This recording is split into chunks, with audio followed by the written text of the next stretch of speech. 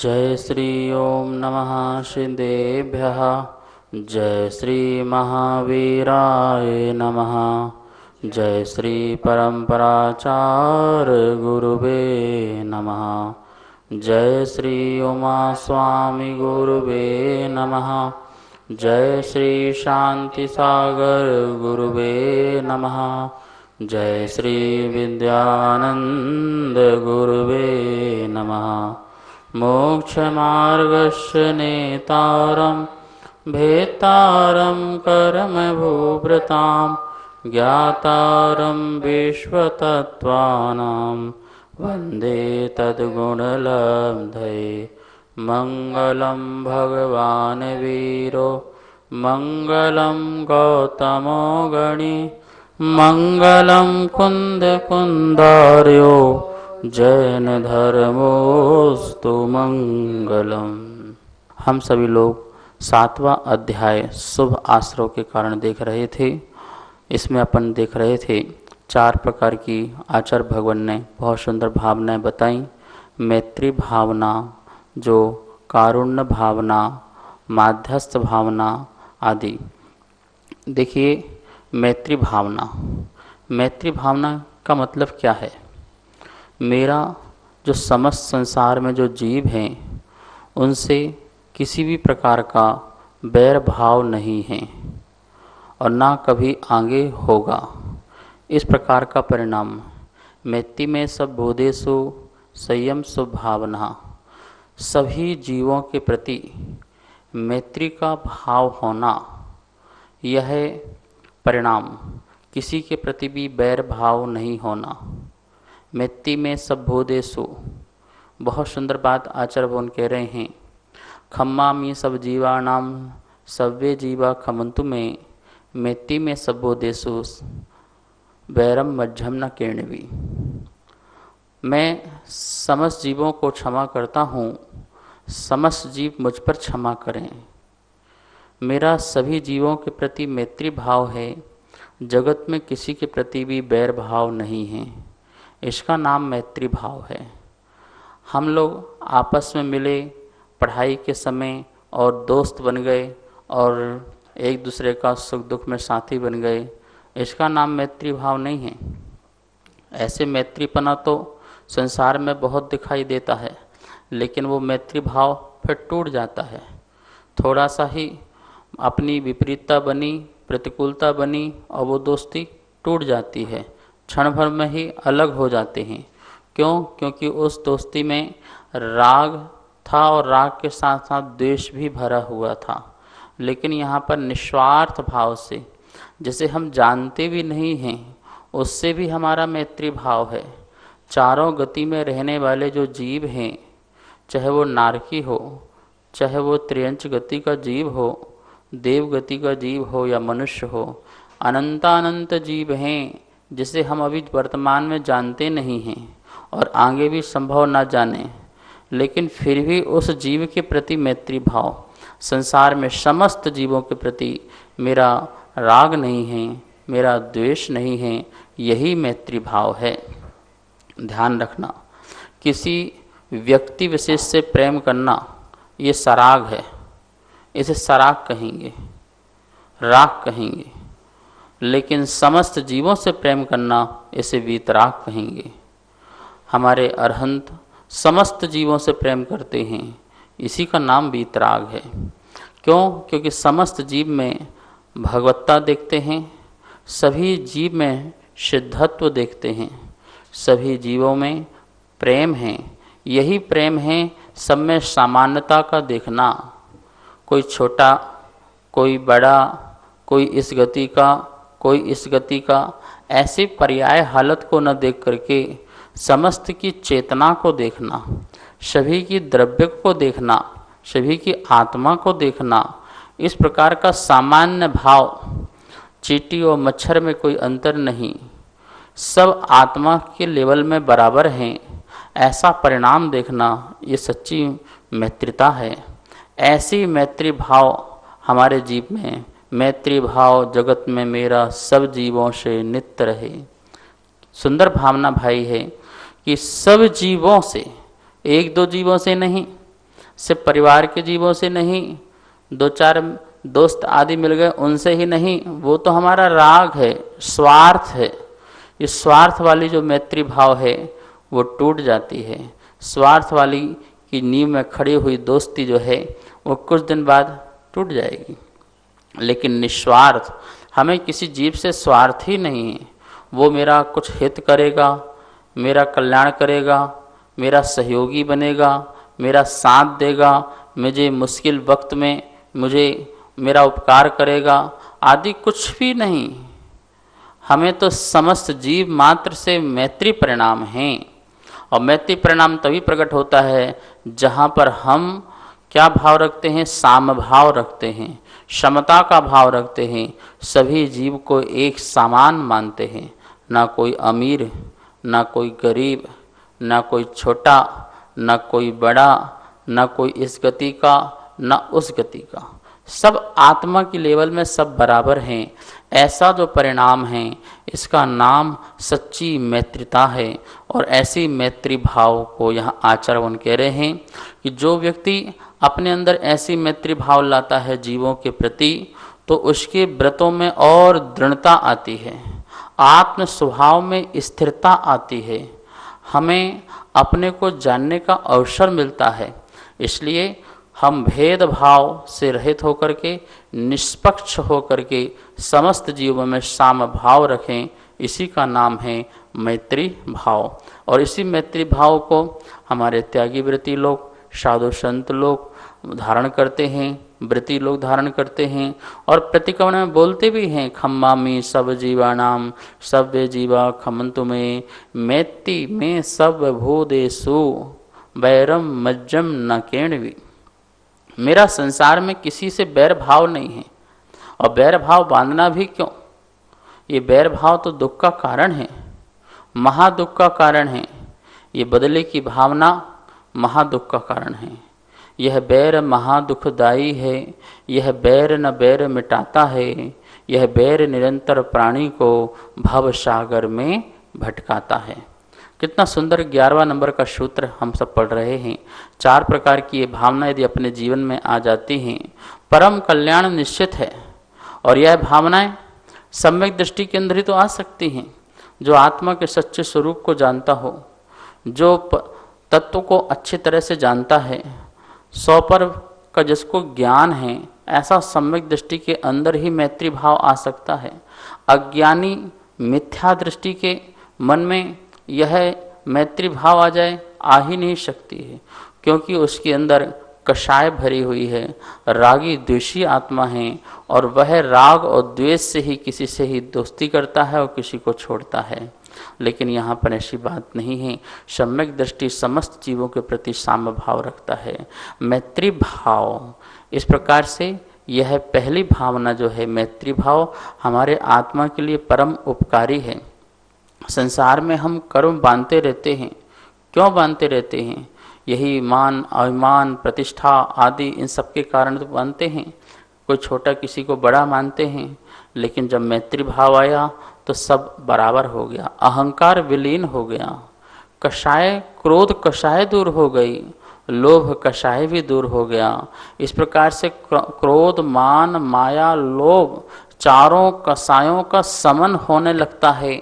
जब हमारे अंदर मैत्री भाव प्रकट हो जाता है तो इस मैत्री भाव को जरूर प्रकट करें। तो इस प्रकार से मैत्री भाव, प्रमोद भाव, कारुण्य भाव, माध्यस्थ भाव, 4 भाव 11वें सूत्र में अपन ने कल देखा था। पहले सूत्र को देखते हैं एक बार आज फिर से, और अब आगे जो प्रमोद आदि भावना है उसके बारे में भी जानेंगे। 7वें अध्याय का सूत्र नंबर 11वां है, मैत्री प्रमोद कारुण्य माध्यस्थानी चा सत्व गुणाधिक क्लिष्ट माना विनयेषु। मैत्री भाव किसके प्रति? मैत्री भाव सत्व जीवों के प्रति। प्रमोद भाव गुणाधिक जो गुण से अधिक हैं उनके प्रति। कारुण्य भाव क्लिष्ट माना जो दुखी जीव हैं उनके प्रति कारुण्य भावना। और अविनयेषु जो अविनय विनयवान नहीं हैं, मिथ्या दृष्टि आदि हैं, अधर्मी हैं, उनके प्रति माध्यस्थ माध्यस्थ भाव, ये 4 भावनाएं इस सूत्र के माध्यम से बताया है कि व्रतियों को, सम्यक दृष्टियों को ऐसी भावना को भाते रहना चाहिए और अपने आत्मा को विशुद्ध करते रहना चाहिए। मैत्री भावना अपन ने समझी। अब प्रमोद भावना को समझते हैं। प्रमोद का मतलब होता है हर्ष भाव, हर्षित हो जाना।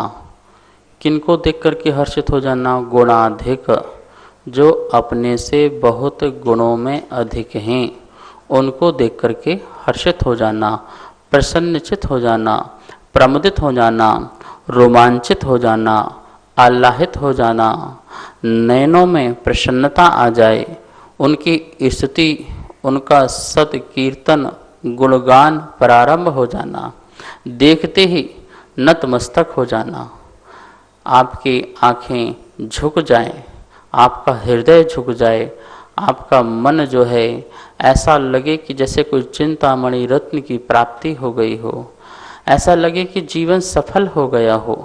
ऐसे व्रतियों को, यतियों को देख करके, ऐसे गुणवान को देख करके, अपने से जितने भी अधिक गुणवान जीव हैं, पर ये ध्यान रखना, यहाँ पर गुणवान, यहाँ सम्यक दर्शन, सम्यक ज्ञान, सम्यक चारित्रधारियों को कहा जा रहा है। चारित्र में और गुणवान कोई व्यक्ति मिल रहा हो, आपसे भी बड़ा उत्कृष्ट चारित्र धारण करने वाला कोई व्यक्ति हो, तो हमें सहज ही उन्हें नमन करना चाहिए, सहज ही उनका स्तवन प्रारंभ हो जाना चाहिए। आप परम तपस्वी हैं, आप परम ज्ञानी हैं, आप परम ध्यानी हैं, आप करुणा दया शीलवान हैं। इस प्रकार के आपके मुख से और आपके मन में और आपकी काया से, मन वचन और काय तीनों से ही आपकी भक्ति निकलना प्रारंभ हो जाना चाहिए। वह भक्ति प्रदर्शित होना चाहिए, क्योंकि आप जो हैं वो गुण के उपासक हैं। ये प्रमोद भावना है, ये नेचुरल और नैसर्गिक होना चाहिए, मायाचारी युक्त नहीं होना चाहिए। मात्र मुख में प्रशंसा, चेहरा देखकर प्रशंसा करना, ये मायाचारी वाली बात नहीं चल रही है, ये बिल्कुल सहज प्रक्रिया चल रही है। जो गुणी होगा वो गुणवानों को देख करके प्रसन्नचित ना हो, ऐसा हो नहीं सकता। और नहीं होता है तो इसका मतलब वो स्वयं गुणी नहीं है, उसके पास ही स्वयं गुण नहीं है। एक व्रति दूसरे व्रति से ना मिले, ऐसा हो नहीं सकता। एक मुनि दूसरे मुनि से ना मिले, ऐसा हो नहीं सकता है। यदि सहज रूप से मिलन हो रहा है तो नियम से मिलेंगे, और नहीं मिलते हैं तो इसका मतलब है कि वह उनमें गुण नहीं है। महानुभाव, यह बात ध्यान रखना। प्रमुदित मन हो जाना, देखिए कितनी सुंदर बात महावीर अष्टक में।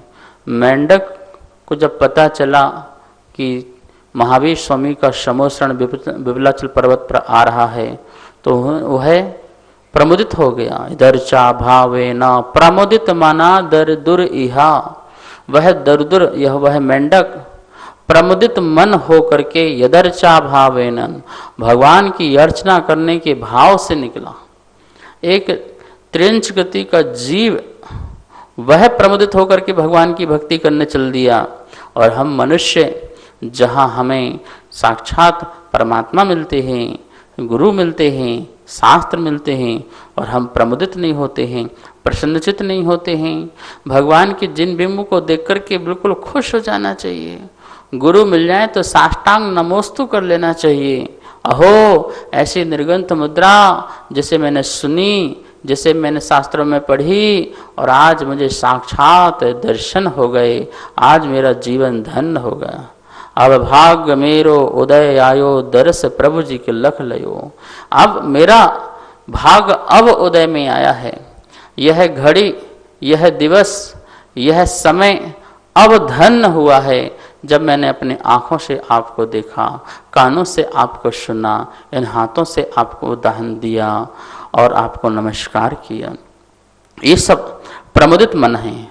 तो ऐसे जो गुणवान होते हैं, जो सम्यक दर्शन से सहित हैं, शास्त्रों का बहुत अभ्यास करते हैं, नियम यम आदि को अच्छी तरह से पालन करते हैं, तप चारित्र में लगे रहते हैं, विषयों की उनको आशा नहीं है, उससे आशा से अतीत हो गए हैं, आरम्भ परिग्रह से रहित हैं और ज्ञान ध्यान में सदा ही तत्पर रहते हैं, लीन रहते हैं। ऐसे महागुणिमानों रत्नत्रय के धारियों को देख कर के, धर्मात्मा को देख कर के हमें प्रमुदित हो जाना चाहिए, प्रसन्नचित हो जाना चाहिए, हर्षित भाव हो जाना चाहिए, रोम रोम रोमांचित हो जाना चाहिए।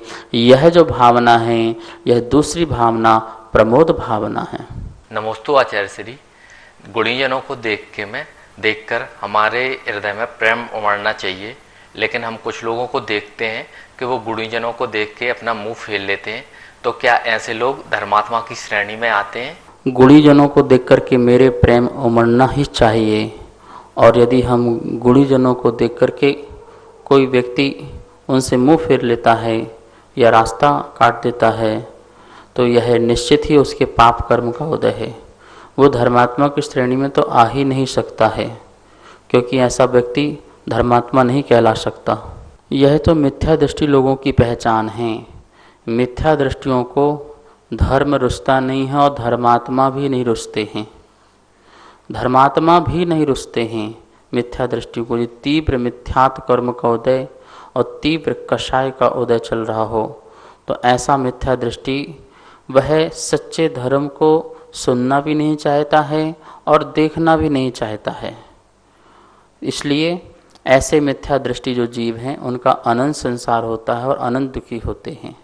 वर्तमान में भी हमारे कोई मित्र पक्ष लोग ऐसे हो गए हैं जिनको गलत शिक्षा मिल गई, गलत रास्ता मिल गया, और वो अब अनर्गल बोलने लगे हैं और अनर्गल करने लगे हैं कार्य। कहने लगे हैं कि इस युग में गुरु नहीं होते हैं, अच्छे सच्चे साधु नहीं होते हैं। मतलब भगवान महावीर स्वामी की जो वाणी है उसके भी विरोध में खड़े हुए हैं। वो कैसे महावीर के फॉलोवर हो सकते हैं, कैसे महावीर के उपासक हो सकते हैं। महावीर स्वामी कहते हैं पंचम काल के अंत तक भावलिंगी मुनिराज होंगे इस पंचम काल में भी। तो ऐसा हो बोलने के बाद भी जो महावीर भगवान की बात न माने, अपने आप को महावीर से भी ऊपर मानने लगे और घोषणा करने लगे कि पंचम काल में गुरु अब है ही नहीं, ते गुरु मेरे मन बसो। ते गुरु कौन गुरु होते हैं भाई? यही गुरु गुरु नहीं है क्या? ते गुरु वे वाले गुरु मन में बसो, जो अभी गुरु हैं वो मन में नहीं बसो। और मन में बसने की बात क्या है? जब सामने लाइव दिख रहे हैं, साधु संत विचरण कर रहे हैं, अपने 28 मूलों का पालन कर रहे हैं, फिर भी इन गुरुओं को प्राप्त होने के बाद कहते हैं कि कोई गुरु ही नहीं है, कोई साधु संत ही नहीं है। इसका मतलब इन्हें गुणों से प्रेम ही नहीं है। ये निश्चित ही एकांतवादी और नियतवादी लोग हैं।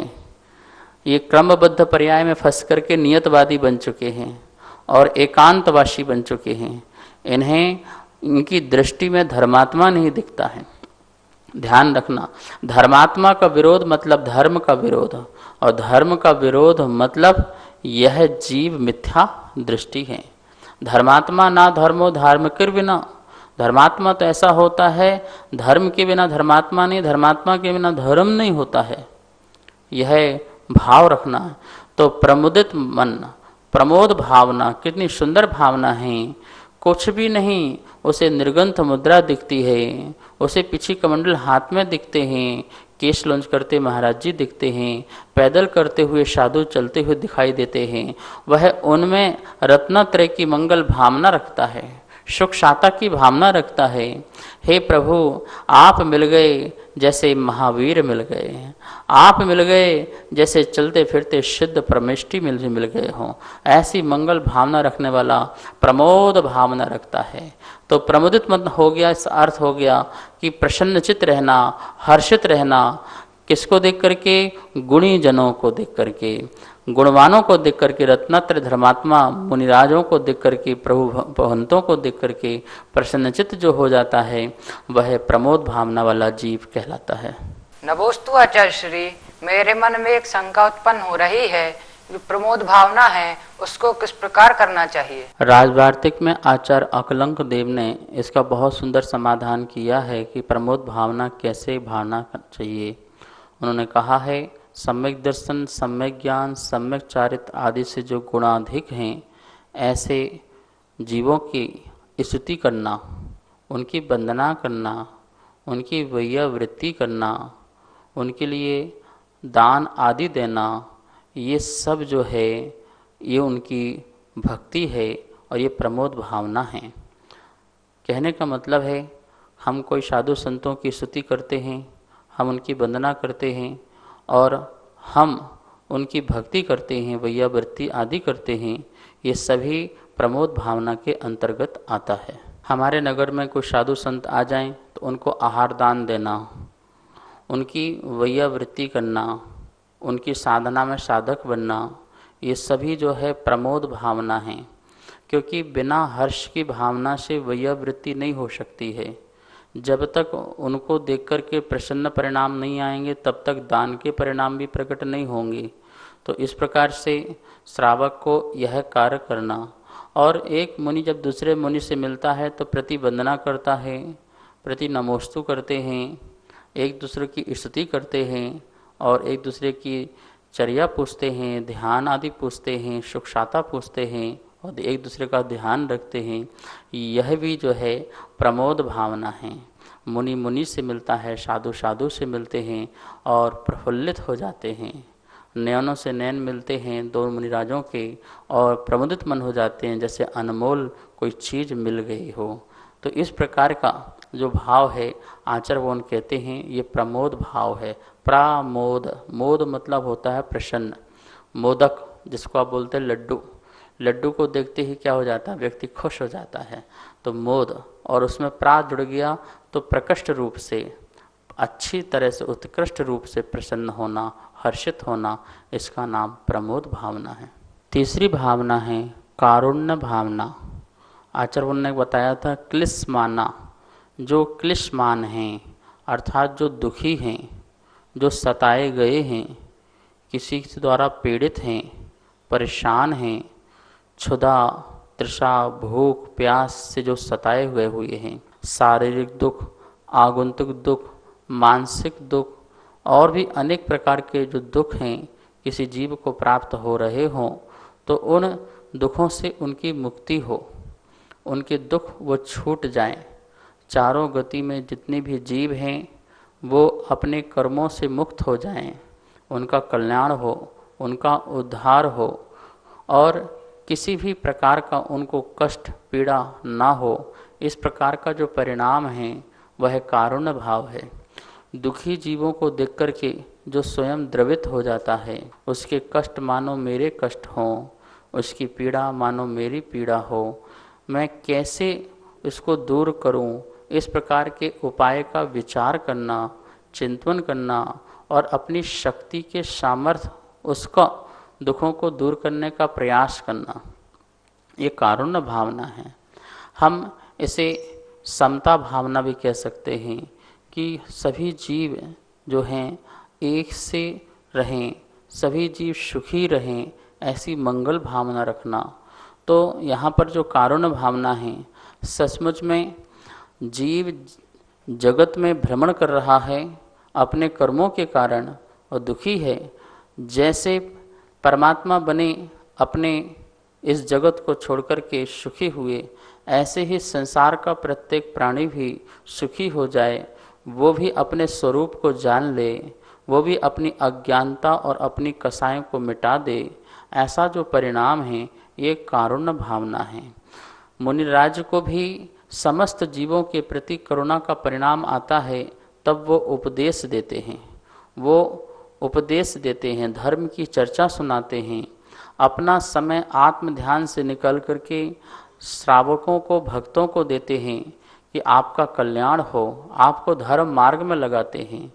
ध्यान रखना, मुनिराज आपको कार्यक्रम प्रोग्राम करते हुए दिखाई देते हैं और आपको ऐसा लगता होगा कि मुनिराजों को क्या आवश्यकता है, वो तुम्हारे ऊपर बहुत करुणा करते हैं, बहुत करुणा का भाव है, नहीं इस जीव का कल्याण हो, कैसे भी हो धर्म मार्ग में लग जाए, मंदिर से जुड़ जाए, स्वाध्याय से जुड़ जाए, यह ध्यान से जुड़ जाए, सम्यक चारित्र से जुड़ जाए, इस प्रकार से व्रतों उसके अंदर प्रकट हो जाएं, संयम मार्ग में चलने लग जाए, वह किसी भी प्रकार से आपको धर्म मार्ग में लगाना चाहते हैं, ये उनकी विशेष करुणा है। ऐसी कारुण्य भावना को भाना हमारे मन में सतत ही अपने आश्रयवान जो जीव हैं उनको अच्छे मार्ग में लगाना चाहिए, और जो आश्रयवान नहीं हैं उनके प्रति भावना रखना चाहिए कि ये भी जो है अच्छे मार्ग में लग जाएं। ये करुण भावना है। आज स्वाध्याय यहीं पर संपन्न करते हैं। आइए जिनवाणी स्तुति करते हैं।